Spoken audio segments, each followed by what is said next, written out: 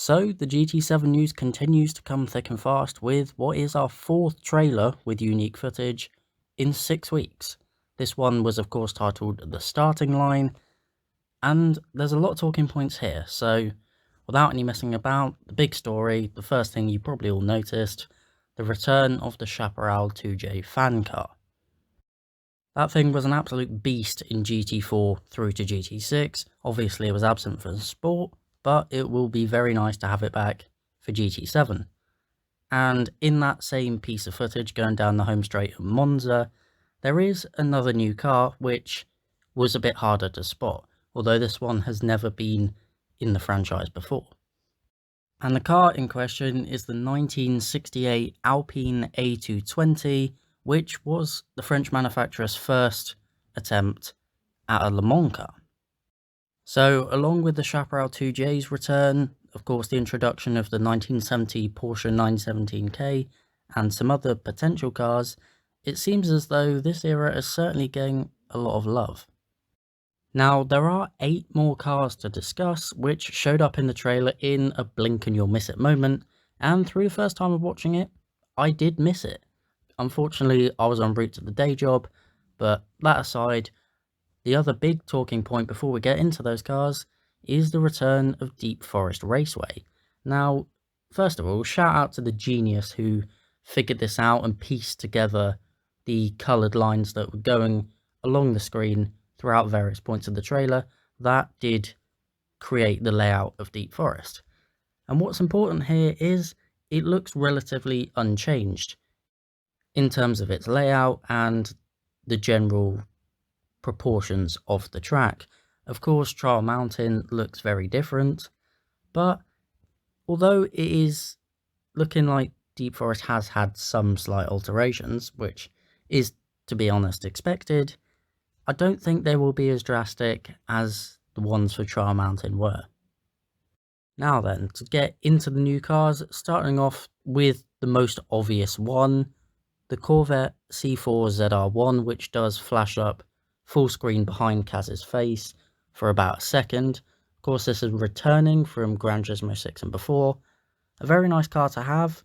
I imagine we'll see the C5 in some form, most likely the early 2000s racing version, I'm going to assume, but that's all speculation.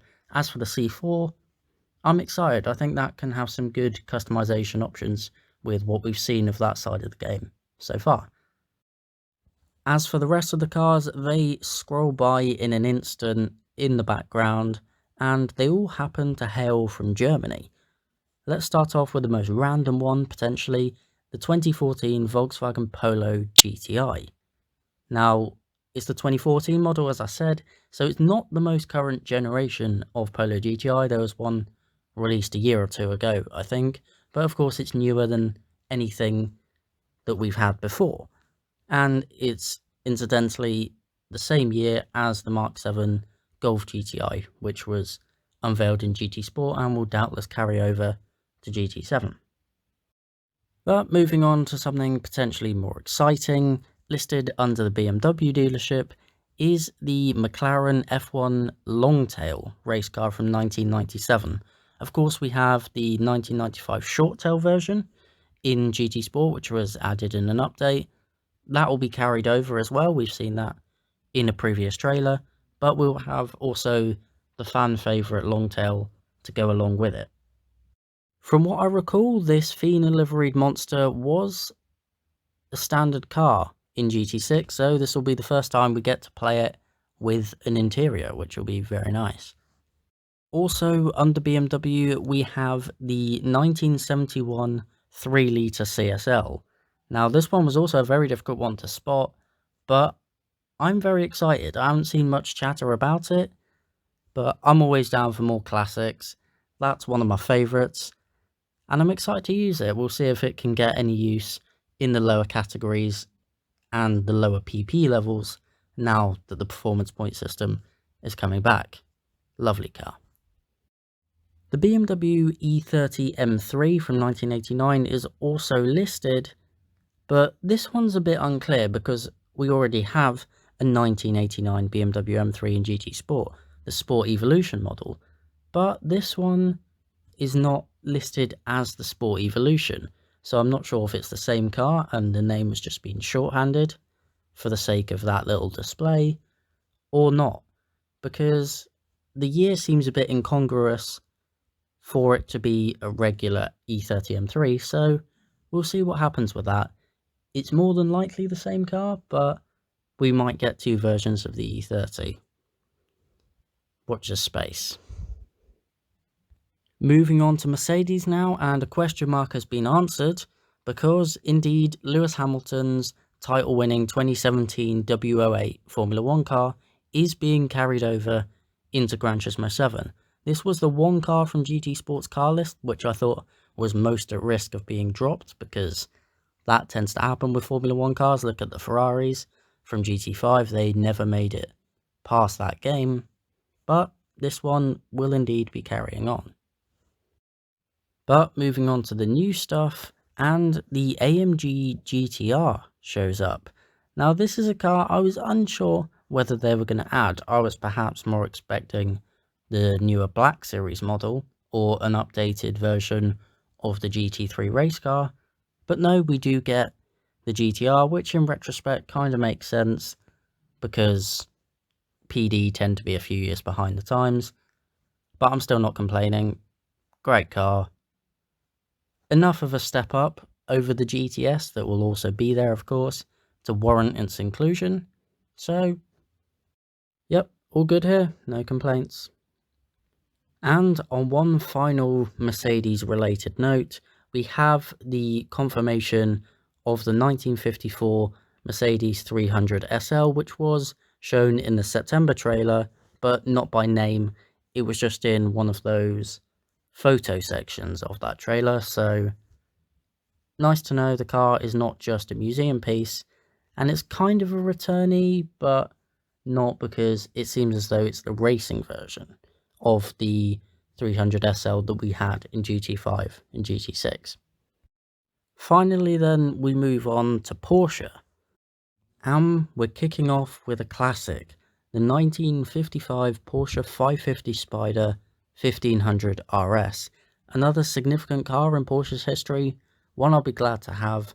It'll doubtless be very expensive, but it's going to be our third 50s Porsche, because of course we now have, or are going to have in GT7, this car as well as coupe and speedster versions of the 356. On a slightly more modern note, we also have a new 911 and a new generation of 911 that hasn't been in Gran Turismo at all before, because we have the 964 generation 911 Carrera RS. And that particular car is from 1992, which is 3 years before the 993 generation, the next generation, Carrera RS Club Sport that was added into GT Sport and will be carried over. As we see on the screen here, it's right next to it in this trailer as well.